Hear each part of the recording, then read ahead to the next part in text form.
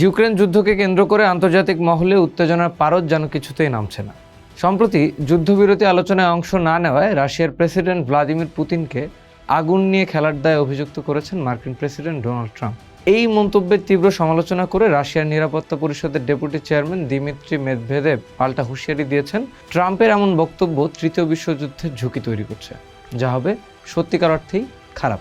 নিজের মালিকানাধীন সামাজিক যোগাযোগ মাধ্যম ট্রুথ সোশ্যালে ট্রাম্প আরও দাবি করেন, তিনি হস্তক্ষেপ না করলে রাশিয়ায় এরই মধ্যে ভয়াবহ কিছু ঘটে যেতে পারত।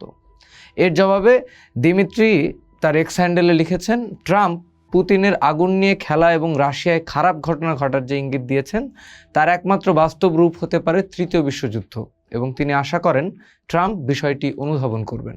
এই উত্তপ্ত বাক্য বিনিময়ের আবহেই ইউক্রেনের প্রেসিডেন্ট ভ্লাদিমির জেলেনস্কি যুদ্ধ বন্ধের এক অভিনব প্রস্তাব নিয়ে এসেছেন।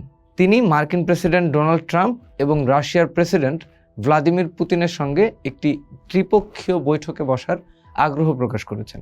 সাংবাদিকদের সঙ্গে আলাপকালে জেলেনস্কি জানান, পুতিন যদি দ্বিপক্ষীয় আলোচনায় স্বাচ্ছন্দ্যবোধ না করেন সেক্ষেত্রে ত্রিপক্ষীয় বৈঠকেও তার আপত্তি নেই। তিনি যে কোনো ধরনের আলোচনার জন্য প্রস্তুত। তিনি আরও উল্লেখ করেছেন, ট্রাম্প রাশিয়াকে না থামালে নিষেধাজ্ঞা আরোপের আশ্বাস দিয়েছেন এবং তাদের মধ্যে জ্বালানি ও ব্যাংকিং ব্যবস্থার মতো গুরুত্বপূর্ণ দুটি বিষয় আলোচনা হয়েছে। যুক্তরাষ্ট্র এই দুই খাতে নিষেধাজ্ঞা আরোপ করতে পারবে কিনা সে বিষয়েও তিনি আশা প্রকাশ করেন।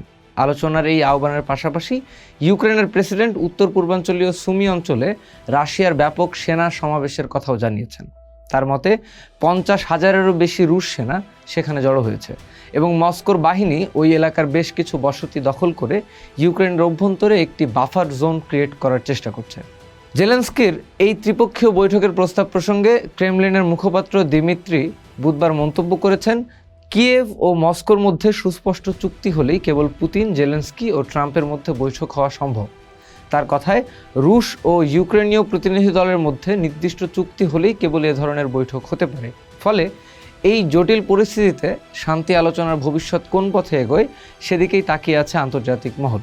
একদিকে যেমন যুদ্ধের দামামা বাজছে, অন্যদিকে তেমনি চলছে কূটনৈতিক তৎপরতা।